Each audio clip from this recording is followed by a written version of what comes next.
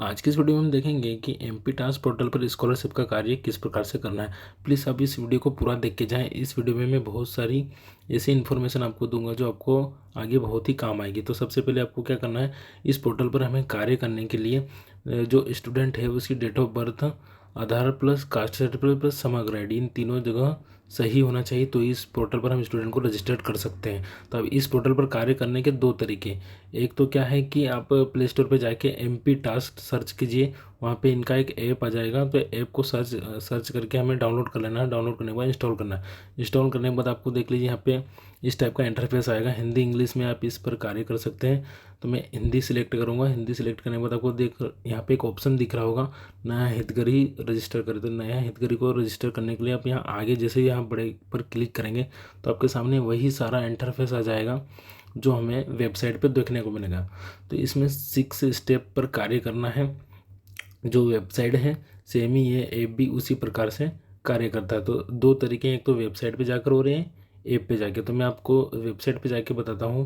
मैं MP task search कर लेता हूँ किसी भी ब्राउज़र में और यहाँ पे नया हितग्राही में प्रोफाइल पंजीयन करूँगा। तो सबसे पहले क्या करना है, आपको व्यक्ति की जो बेसिक इन्फॉर्मेशन है जैसे नाम वगैरह, डेट ऑफ बर्थ वगैरह, ये सारी फिल करना है आपको। तो मैं व्यक्तिगत जानकारी पहले आपको फिल करके दिखाता हूँ।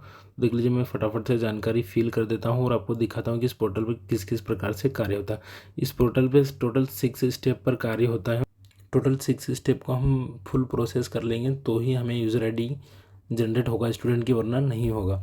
तो देख लीजिए, मैंने कास्ट सर्टिफिकेट डाल दिया है। डाल देने के बाद यहाँ सुरक्षित करे वाले ऑप्शन पर क्लिक करूँगा।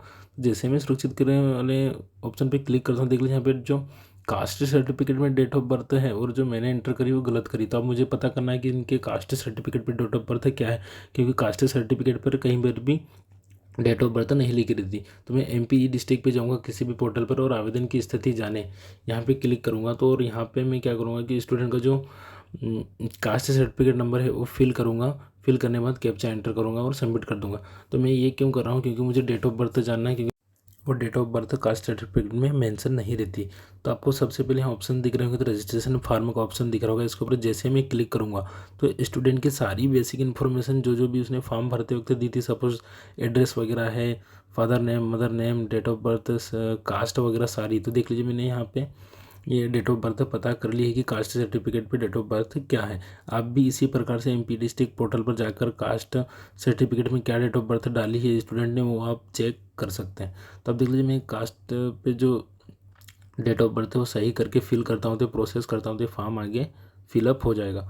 ठीक है, अब इसी प्रकार से मैं सारी चीज़ें मिलान कर लूँगा और यहाँ पे चेक बॉक्स पे टिक करूँगा। और जैसे ही यहाँ पे सुरक्षित करूँगा तो अगली प्रोसेस में आप क्या करना है कि हमें जाति एवं समग्र इन इन स्टेप पर कार्य करना था। अब जैसे ही मैं फैमिली आईडी और स्टूडेंट की आईडी डाल के सबमिट करूँगा, तो जैसे मैं यहाँ पे सबमिट करता हूँ तो पूरी डिटेल मेरे सामने आ जाएगी। तो अब यहाँ पे कौन सी डिटेल आएगी, जो समग्र पे डिटेल है स्टूडेंट की, उसके साथ फादर का रिलेशन क्या है, स्टूडेंट का रिलेशन फादर के साथ क्या है, मुखिया का नाम, सारी चीज़ें उसकी यहाँ पे शो होने लग जाएगी। अब जैसे ही मैं यहाँ पे अगले चेकबॉक्स पे क्लिक करता हूँ और आगे प्रोसेस करता हूँ तो अगले स्टेप में हम पहुँच जाएंगे। तो मैं तुरंत यहाँ से सुरक्षित करता हूँ। तो यहाँ पे देख लीजिए, अब हमें आय घोषणा के ऊपर हम आ गए। तो अब आय घोषणा में स्टूडेंट का नाम ऊपर आ रहा है। तो अब स्टूडेंट की तो कोई इनकम होती नहीं है।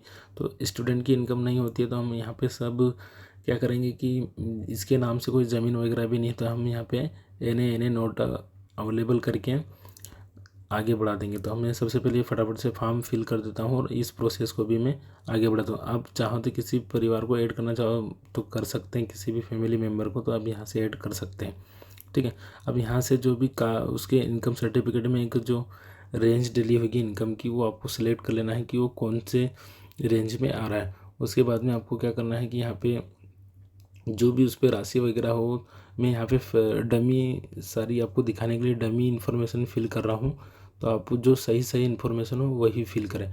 तो फटाफट से मैं डमी इन्फॉर्मेशन भर के इस फॉर्म को आगे बढ़ाता हूँ और आपको पूरी लोकेशन एंटर करके मैं इस फॉर्म को आगे बढ़ाता हूँ। तो मैं फटाफट से लोकेशन एंटर कर देता हूँ और इस फॉर्म को जमा करे पर क्लिक करूँगा। जैसे मैं जमा करे पर क्लिक करूँगा तो हम अगली प्रोसेस में एंटर हो जाएंगे, मतलब अगली स्टेप में। जैसे मैं यहाँ पे सुरक्षित करता हूँ, देख लीजिए आपके सामने अब मूल निवासी की घोषणा, इसके ऊपर हम आ गए। अब मूल निवासी की घोषणा करने पर इसमें तो कुछ ज़्यादा कुछ आएगा नहीं, मध्य प्रदेश का निवासी भी बस यही दिखाना है, बाकी तो कुछ इसमें कोई डिफ़िकल्ट प्रोसेस है नहीं।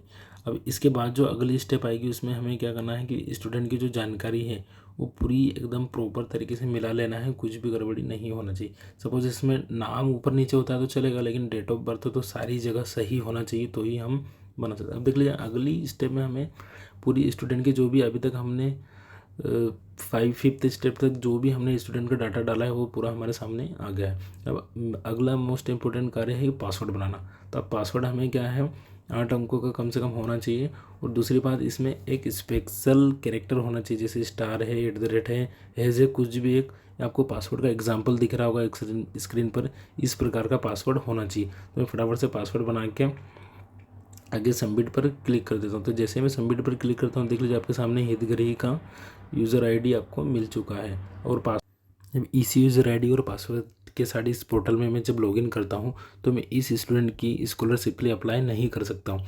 वो इसलिए नहीं कर सकता हूँ क्योंकि इस स्टूडेंट की डेट ऑफ बर्थ, आधार और कास्ट सर्टिफिकेट दोनों जगह अलग अलग है, और जब तक ये डेट ऑफ बर्थ सही नहीं होगी तब तक मैं अप्लाई नहीं कर सकता, क्योंकि इस स्टूडेंट की केवाईसी होगी ही नहीं और मुझे आगे कार्य करने के लिए कोई ऑप्शन नहीं मिलेंगे। तो मुझे डेट ऑफ बर्थ कंपल्स देख लीजिए, यहाँ मैसेज भी आ गया है, कि अब डेट ऑफ बर्थ सही करें तो ही आप केवाईसी के लिए अप्लाई कर सकते हैं, और केवाईसी जब तक होगी नहीं तब तक हम स्कॉलरशिप का कार्य आगे नहीं कर सकते, हमें कोई भी ऑप्शन नहीं मिलेगा।